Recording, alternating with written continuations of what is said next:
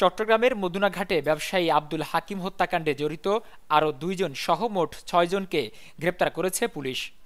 রোববার দিবাগত রাতে রাউজানের নোয়াপাড়া, চৌধুরীহাট সহ বিভিন্ন স্থানে অভিযান চালিয়ে তাদের গ্রেপ্তার করা হয়।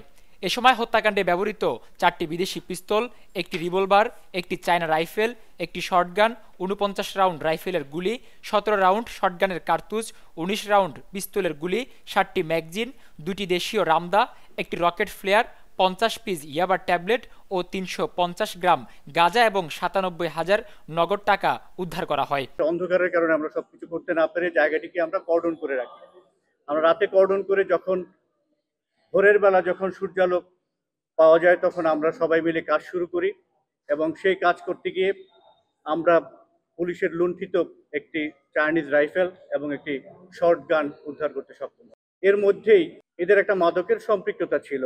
কয়েকজন মূলত মাদক সম্পৃক্ত থাকার কারণে তাদের কাছ থেকে অল্প সংখ্যক ইয়াবা এবং গাঁজাও আমরা উদ্ধার করি। আর আমাদের আপনাদের মাধ্যমে তাদের কাছে প্রত্যক্ষ একটা সরাসরি মেসেজ দিতে চাই, সেটা হচ্ছে তারা যদি নিজেরা আত্মসমর্পণ করে আইনের আশ্রয় গ্রহণ করে এবং বিচার অনুযায়ী তারা যদি আইন মেনে নিয়ে তাদের জীবনযাপন করতে চায়, সেটা একটা ভিন্ন কথা।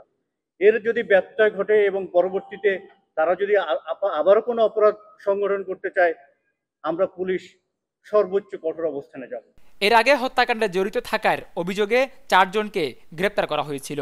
এ পর্যন্ত গ্রেপ্তারকৃতরা হলেন মোহাম্মদ আবদুল্লাহ খোকন ওরফে ল্যাংরা খোকন, মোহাম্মদ মারুফ, জিয়াউর রহমান, সাকলাইন হোসেন, মোহাম্মদ সাকিব ও শাহেদ। গত 7 অক্টোবর বিকেলে ব্যবসায়ী আব্দুল হাকিম নিজের গাড়িতে করে শহরে ফিরছিলেন।